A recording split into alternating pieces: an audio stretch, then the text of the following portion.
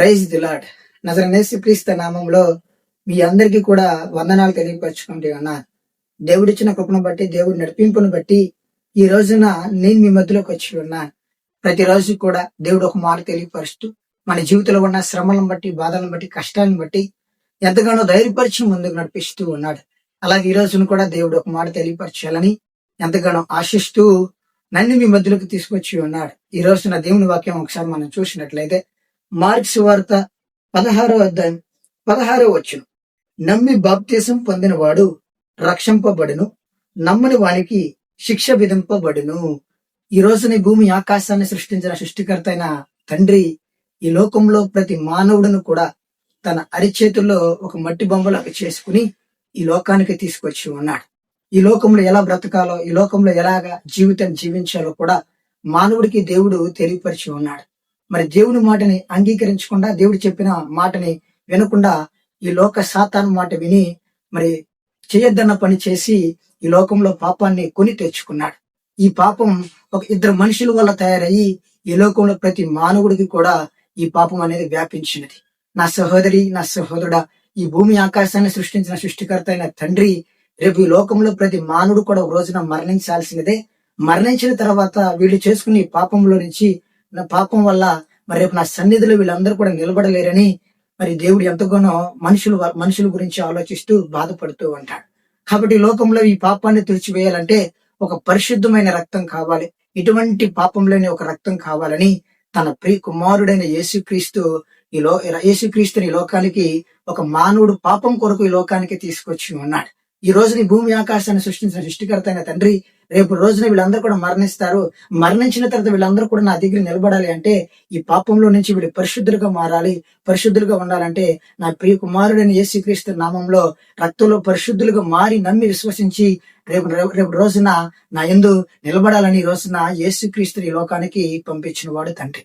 ఈ రోజున యేసుక్రీస్తు లోకం ఎన్నో శ్రమలు, ఎన్నో ఇబ్బందులు, ఎన్నో కష్టాలు పడుతూ సువార్త ప్రకటించి మరణాన్ని పొందుకుని మరణాన్ని జయించిన తర్వాత మళ్ళీ తండ్రి దగ్గరికి వెళ్తూ ఉన్నప్పుడు మరి శిష్యుడికి తెలియపరుస్తూ ఉంటాడు. ఈ లోకానికి వెళ్లి సువార్త ప్రకటించండి, ఈ లోకానికి వెళ్లి నా శక్తి గురించి తెలియపరచండి, నమ్మి బాప్తిసం పొందిన వాడు రక్షింపబడును, నమ్మని వానికి శిక్ష విధింపబడును అని తన శిష్యుడికి తెలియపరిచి యేసుక్రీస్తు మరి తండ్రి దగ్గరికి వెళ్ళిపోతూ ఉంటాడు. నా సహోదరి, నా సహోదరుడా, ఈ లోకంలో మరి మన కొరకు ప్రాణం పెట్టాలనే ఆలోచన మన ఇంట్లో ఉన్న వాళ్ళు కూడా ఏమాత్రం కూడా ఇష్టపడరు. ఎందుకంటే ప్రాణం పోతే మళ్ళీ రాదు.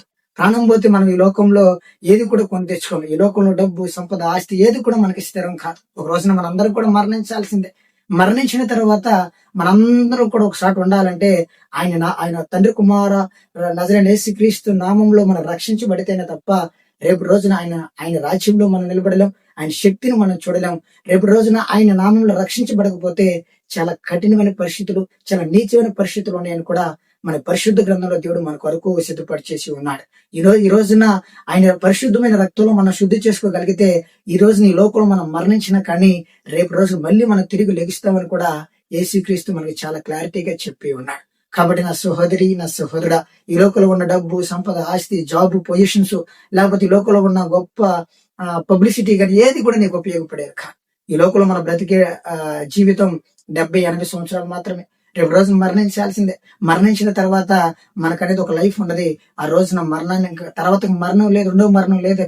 ఇక దేవుని యందు మనం నిలబడాలి అంటే ఈ లోకంలో ఉన్నన్ని రోజులు కూడా దేవుని వాక్యాన్ని, దేవుడు చెప్పిన ప్రతి ఆజ్ఞను గైకుని విశ్వసించి, తన ప్రియ కుమారుడైన యేసుక్రీస్తు ప్రతి మాటను కూడా మనం విశ్వసించి మనం కూడా ఆయన సన్నిధి, ఆయన పరిశుద్ధ రక్తంలో శుద్ధి చేసుకుని నిలబడగలిగితేనే రేపు రోజున మనం గొప్ప జీవితాన్ని పొందుకోగలుగుతాం. ఎందుకంటే రేపు రోజున మనం గొప్ప పొజిషన్ లో ఉండాలని ఈ రోజున తండ్రి తన కుమారుడిని నీ కొరకు, నా కొరకు తీసుకొచ్చి ప్రాణం అర్పించేలాగా మరి చేసి ఉన్నాడు. కాబట్టి ఈ లోకంలో మనం ఎలా అయితే ఒకరి దగ్గర చేయి చాచకుండా, ఒకరి దగ్గర తలంచుకుని జీవితం జీవించకుండా తలెత్తుకుని ఎలాగ బ్రతకాలని ఆశపడుతూ ఉంటామో అలాగే తండ్రి ఈ రోజున ఈ లోకంలో ఉన్న ప్రతి మానవుడు కూడా నా చేతి ద్వారా సృష్టించబడిన బిడ్డలు వీళ్ళందరూ కూడా రేపు మరణించిన తర్వాత నా దగ్గర తలెత్తుకుని జీవితాన్ని జీవించాలని ఈ రోజున సృష్టించిన సృష్టికర్త అయిన తండ్రి ఈ పాపంలో నుంచి మనల్ని శుద్ధి చేసుకోవడానికి మనకు ఒక అవకాశాన్ని ఇచ్చి ఉన్నాడు.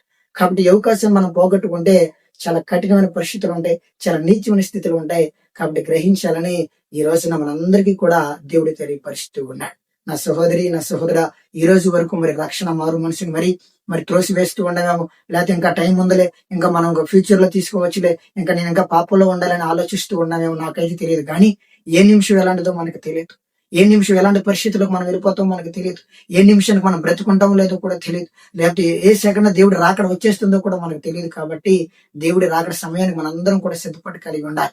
నువ్వు దేవుని సన్నిధికి వచ్చి నువ్వు ఎంత పరిచర్య చేసినా, దేవుని సన్నిధికి వచ్చి నువ్వు ఎంతగా విశ్వాసంతో మరి భయభక్తులు కలిగి ఉన్నా, ఎంత గొప్పగా దేవుడి సన్నిధిలో నువ్వు మరి దేవుడి సేవకుడికి నువ్వు ఎంత ఫైనాన్షియల్ సపోర్ట్ చేసినా కూడా ఏమాత్రం కూడా ఉపయోగం లేదు. ఎందుకంటే మారు మనసు పొంది రక్షించబడకపోతే చాలా కఠినమైన పరిస్థితుల్లోకి వెళ్ళిపోతామని ఈ రోజున దేవుడు నీకు నాకు తెలియపరుస్తూ ఉన్నాడు. కాబట్టి ఈ మాటను బట్టి దేవుడు ఈ రోజున మనతో మాట్లాడిన ఈ వాక్యాన్ని బట్టి ఒక చిన్న ప్రార్థన చేసుకుని మనం కూడా మరి దేవుడు రాకడి సమయానికి సిద్ధపడి కలిగి ఉండాలని మరి ఒక చిన్న ప్రార్థన చేసుకుని దేవునికి కృతజ్ఞత తెలియపరుచుకుని ముందుకు వెళదాం.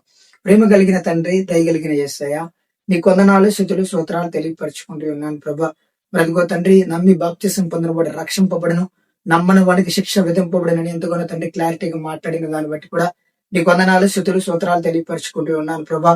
మరి అదిగో తండ్రి, ఈ రోజు నీ శక్తి ఏమిటో, నీ గొప్పతనం ఏమిటో, నీ బలం ఏమిటో తండ్రి, మరి నాకు, నా సహోదరి, నా సహోదరులకు, ఈ వీడియో చూస్తున్న ప్రతి ఒక్కరికి కూడా తండ్రి నువ్వు తెలియపరిచి నడిపించిన దాన్ని బట్టి కూడా నీ కొందనాలు, స్తుతులు, స్తోత్రాలు ప్రభా.